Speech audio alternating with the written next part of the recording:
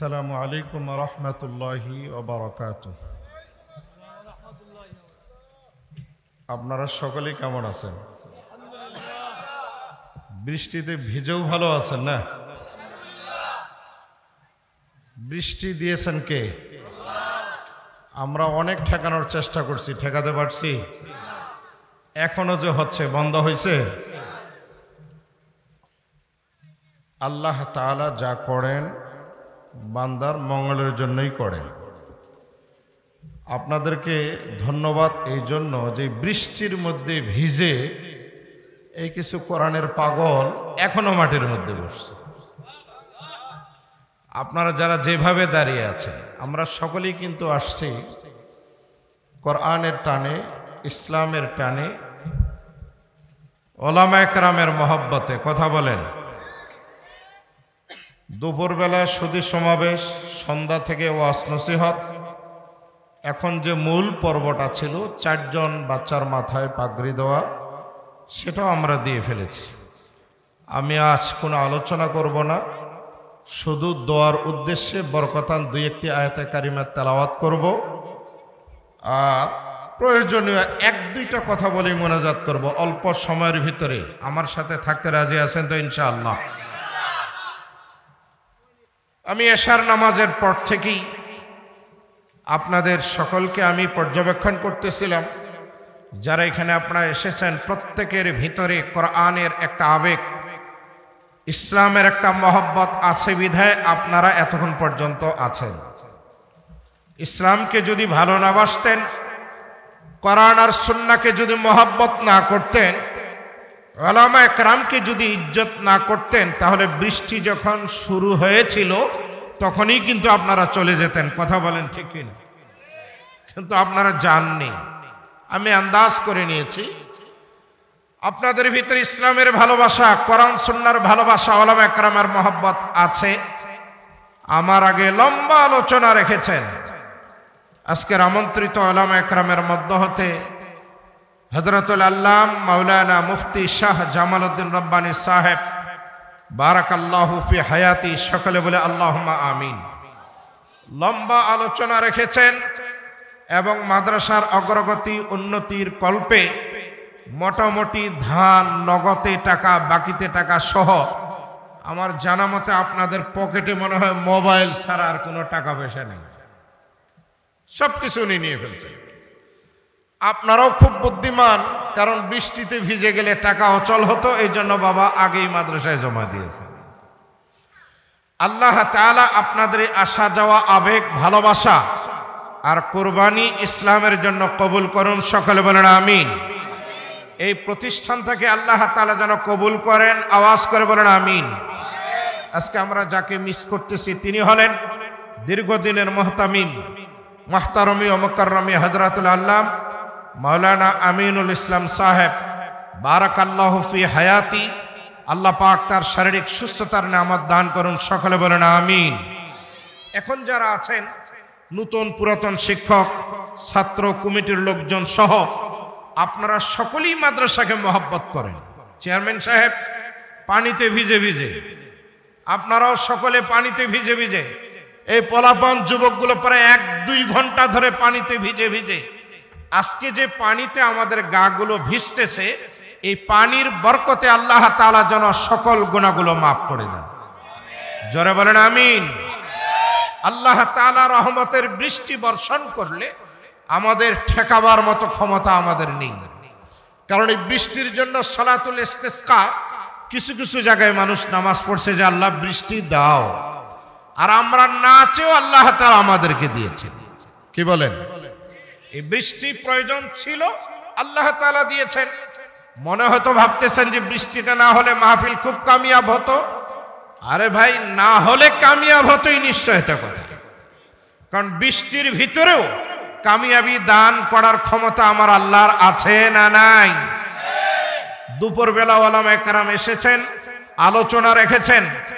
এখনো আমি উপস্থিত, আমার বাম পাশে বসা নগর ঐতিহ্যবাহী প্রতিষ্ঠান দারুল হেদায়া মাদ্রাসার সুযোগ্য সিনিয়র মুফতি সাহেব আল্লামা মুফতি হারুন সাহেব হুজুর, বারাকাল্লাহু ফি হায়াতি, সকলে বলেন আমিন।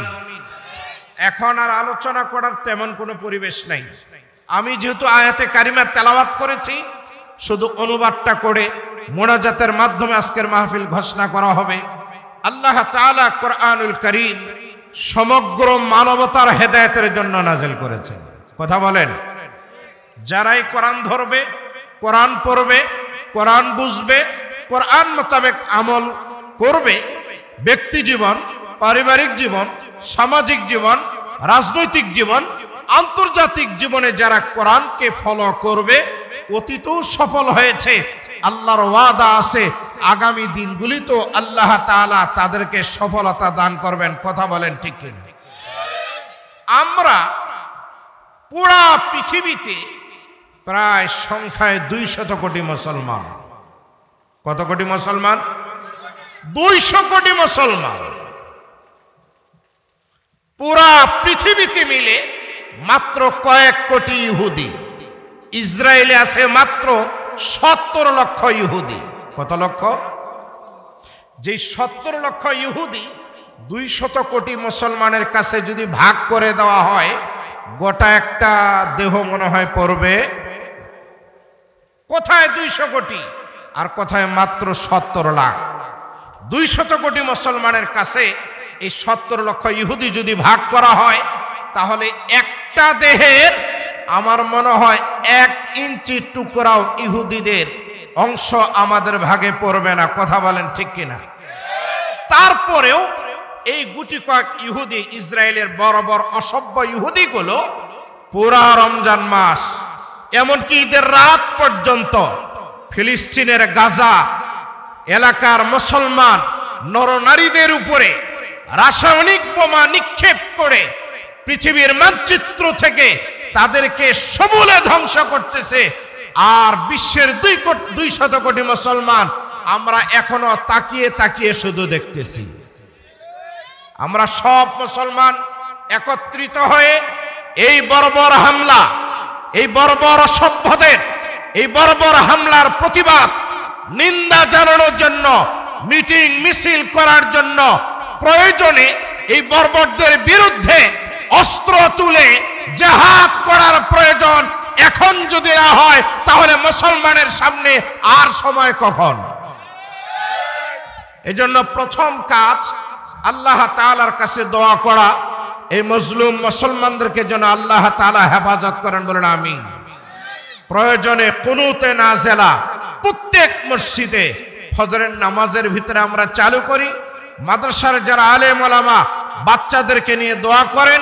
আর আল্লাহ তাআলা যাদেরকে অর্থ দিয়েছেন, অর্থ দিয়ে হলো ফিলিস্তিনের গাজার নিরীহ মুসলমান নারী পুরুষদেরকে উদ্ধার করবার জন্য যাদেরকে আল্লাহ সামর্থ্য দিয়েছেন, তারা যদি টাকা খরচ না করেন, আমি বলবো আল্লাহর আদালতে আসামির কাঠগড়ায় দাঁড় হতে হবে। বিশ্বের মুসলমান আমরা আজকে দোয়া করি, দোয়া কবুল হয় না, এতগুলো মুসলমান আমরা নীরব। দোয়া কবুল না হওয়ার পিছনে যে কারণ, সেটা হলো 1 নাম্বার, আমরা কোরআনকে ভুলে গেছি, কোরআনের শিক্ষাকে ভুলে গেছি, কোরআনের আদর্শ, কোরআনের যে আখলাক, যে কারণে আল্লাহ তাআলা কোরআন নাযিল করেছেন, সেই মূল টার্গেট থেকে আমরা অনেক দূরে সরে আসার কারণে সংখ্যায় মুসলমান বেশি হওয়ার পরও অল্প কিছু ইহুদিদের কাছে আমরা কেমন যেন জিম্মি হয়ে পড়েছি। এই জন্য আমি আপনাদেরকে উদারত আহ্বান জানাবো, এই কোরআন তেলাওয়াত করেন। আল্লাহ তাআলা এই জন্যই তার হাবিবকে বলেন, উতলু মা উহিয়া ইলাইকা মিনাল কিতাব ওয়া আকিমিস সালাত ইন্নাস সালাতা তানহা আনিল ফাহশাই ওয়াল মুনকার ওয়ালাযিকরুল্লাহি আকবার ওয়াল্লাহু ইয়ালামু মা তাসনাউন।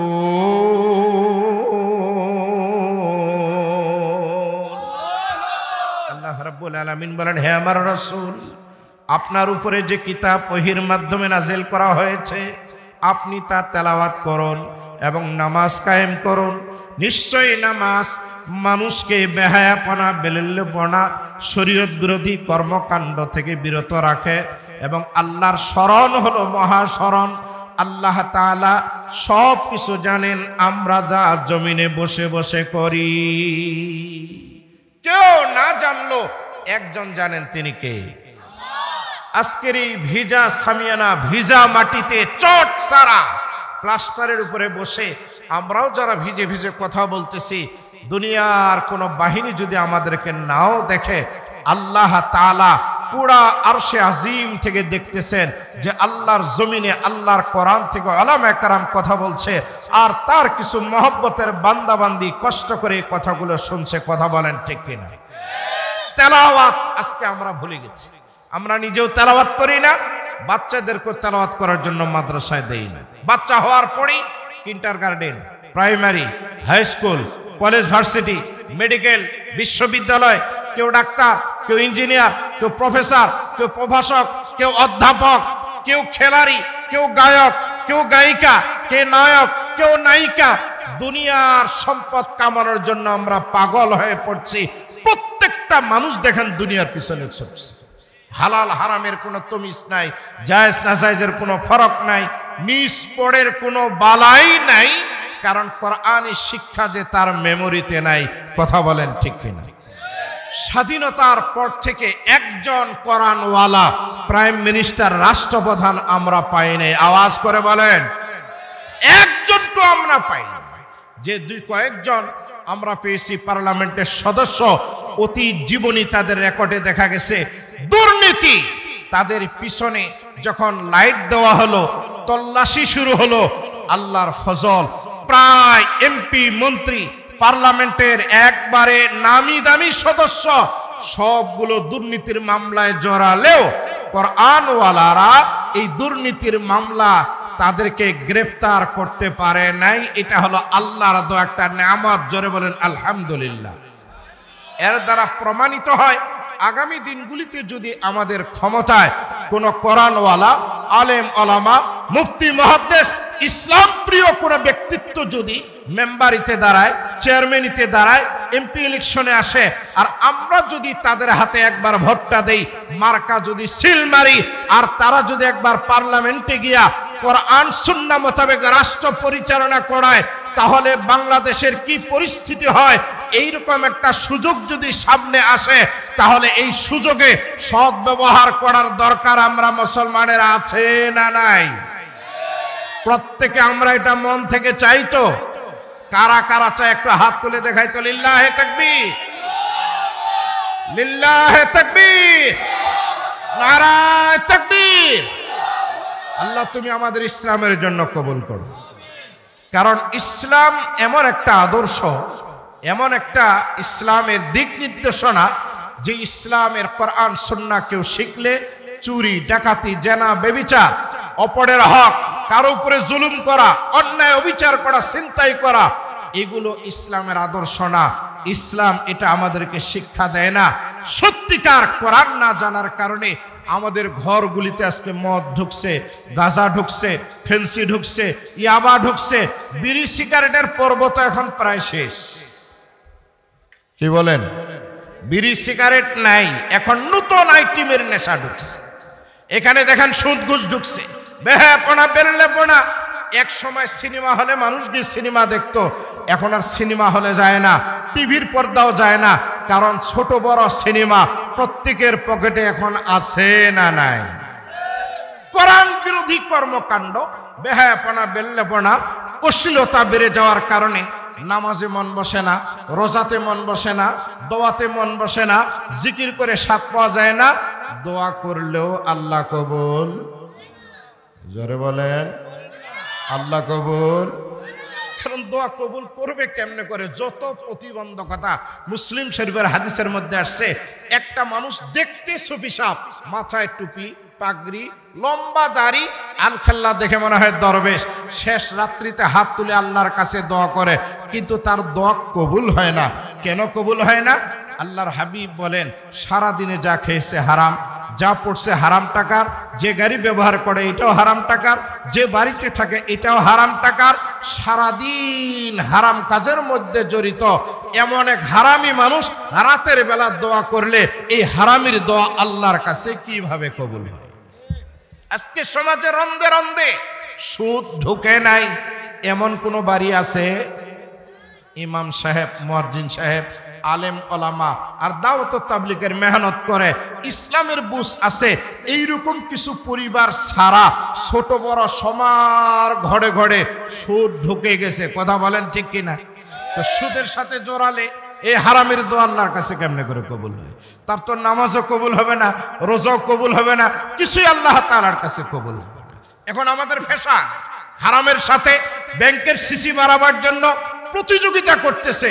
ওই লোকটাই মসজিদের সভাপতি, ওইটাই মাদ্রাসার কেশিয়ার, গিয়ে দেখবেন ওটা আবার সেক্রেটারি, কারণ তার টাকা বেশি, এই জন্য তার ক্ষমতা বেশি, তার পাওয়ার বেশি। কথা বলেন ঠিক কিনা? যে হালাল টাকা কামাই করে, অল্প টাকা করে, মাদ্রাসায় দেয় 10 টাকা, 100 টাকা, 1000 টাকা, দেখবেন হুজুরদের কাছেও তার মূল্য নেই, কারণ ও দেয় 1000 টাকা, আরেকজনে দিবে 1 লক্ষ টাকা।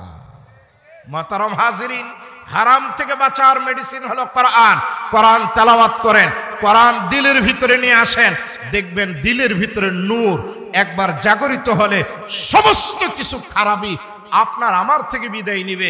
এই জন্য আল্লাহ তাআলা তার নবীকে বলছেন, নবীজি আপনি তেলাওয়াত করুন যে কিতাব ওহির মাধ্যমে আপনার উপরে নাজেল করা হয়েছে। আজকে এই তেলাওয়াত থেকে আমরা দূরে, বাচ্চাদেরকে দূরে রাখছি, মা বোনদেরকেও আমরা কোরআন তেলাওয়াতের জন্য উদ্বুদ্ধ করি না। আমার এই ভিজা ভিজা বৃষ্টিতে আপনাদের কাছে মেসেজ, প্রত্যেকটা ঘরের মা বোনকে কোরআন শিক্ষা দেন, কোরআন তেলাওয়াতের জন্য বলেন। ফজরে ইয়াসিন পড়বে, সন্ধ্যায় ওয়াকিয়া পড়বে, শোয়ার আগে মুলক পড়বে। এই যে আজকে জুমা রাত, আগামী দিন জুমাবার সূরাতুল কাহফের তেলাওয়াত করবে। ঘরগুলিতে কোরআন না থাকার কারণে জিন পড়ির আড্ডা হয়েছে, স্বামী স্ত্রীর মনোমালিন্যতা, কামাইয়ে কোনো বরকত নাই, শান্তি নাই। এই জন্য কোরআনটাকে নিজের দিলের মধ্যে জায়গা দেন, ঘরের মধ্যে জায়গা দেন, পরিবারে জায়গা দেন। শুধু কোরআন পড়লেই হবে না। আল্লাহ বলেন ওয়া আকিমিস সালাহ, নবীজি আপনি নামাজ কায়েম করুন। নিশ্চয়ই নামাজ বেহায়াপনা, শরীয়ত বিরোধী কর্মকাণ্ড থেকে মানুষকে বিরত রাখে। আজকে মুসল্লি ভরা, কিন্তু খুশুওয়ালা মুসল্লি নাই। আপনাদের মাদ্রাসা নাজমে তালিমাতের যিনি দায়িত্বে নতুন শিক্ষক, তিনি আলোচনা করেছেন নামাজের খুশু সম্পর্কে। নামাজ পড়তেছে ইমাম সাহেব 3 রাকাতে বসে সালাম দেয়, সব মুসল্লি সালাম দেয়। ঘটনা কি? ঘটনা কি? কেউ লোকমা দেয় না, সকলেই ধান্দায়, যার যার ধান্দা। ইমাম সাহেবের ভুলের কারণে পিছনে লোকমা দেওয়ার কেউ নেই, কারণ নামাজ যে কয় রাকাত হচ্ছে এটারও ফিকির মুসল্লিদের নেই। কেরাত বুঝে না, ফাতিহা বুঝে না, সূরা ইখলাস জানে না, দোয়া দুরুদ জানে না, তাশাহুদ জানে না, আত্তাহিয়াতও জানে না, জাস্ট শুধু উঠা বসা করতেছে। এই নামাজ দিয়ে সফলতা পাওয়া যাবে না, বেহায়াপনা অশ্লীলতার থেকেও আমরা বাঁচতে পারবো না। এই জন্য নামাজের খুজু নিয়ে নামাজের ফারায়েজ ওয়াজিবাত সহ নামাজগুলোর আমরা ইহতিমাম করি আর আল্লাহকে স্মরণ করি। আর প্রতিটা মুহূর্ত খেয়াল রাখি আমি যখন যা করছি আল্লাহ তাআলা দেখতেছেন। এই কারণে নবীজি বলেন আলা ইন্নাদ দুনিয়া মালউনা, পুরা পৃথিবী অভিশপ্ত, মালউনুন মা ফিহা, দুনিয়ার মধ্যে যা আছে সবগুলো অভিশাপ প্রাপ্ত, ইল্লা যিকরুল্লাহ, তবে আল্লাহকে যারা স্মরণ করে তারা অভিশপ্ত নহে। ওয়ামা ওয়ালাহু, এবং যারা আল্লাহর সাথে তাল্লুক রাখে, মহব্বত করে, আল্লাহর হুকুমগুলো যারা মানে তারা অভিশপ্ত নহে। ওয়া আলিমুন, এবং যারা আলেম তারা অভিশপ্ত নহে। ওয়া মুতাআল্লিম, এবং যারা আলেমের ছাত্র তারাও অভিশপ্ত নহে। বুখারী শরীফ 2য় খণ্ডে হাদিস 4836, নবীজির সাহাবী ওসমান রাদিয়াল্লাহু তাআলা বলেন, নবীজি বলেছেন খায়রুকুম মান তাআল্লামাল কুরআনা ওয়া আল্লামা, তোমাদের মধ্যে তারা শ্রেষ্ঠ যারা কোরআন পড়েন এবং পড়ান। আজকের এই বাগান থেকে যে 4 জন হাফেজের মাথায় পাগড়ি পরিয়ে দেওয়া হলো, আমরা তাদের জন্য দোয়া করি আল্লাহ পাক যেন তাদমে হায়াত কোরআনটাকে সিনার ভিতরে রেখে কোরআন মোতাবেক আমল করবার তৌফিক দান করেন। সকলে বলেন আমিন। এবং এই হাফেজদের মা বাবাকে আল্লাহ তাআলা কিয়ামতের দিন যথাযোগ্য পুরস্কারে পুরস্কৃত করেন। সকলে বলেন আমিন।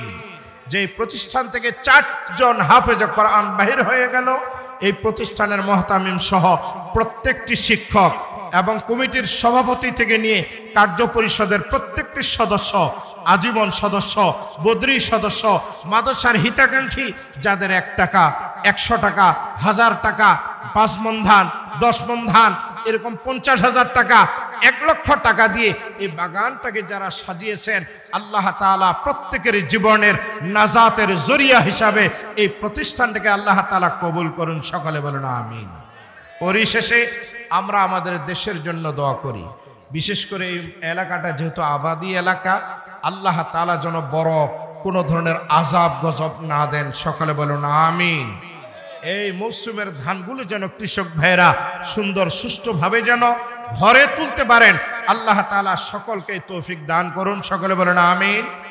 আমাদের বাংলাদেশটা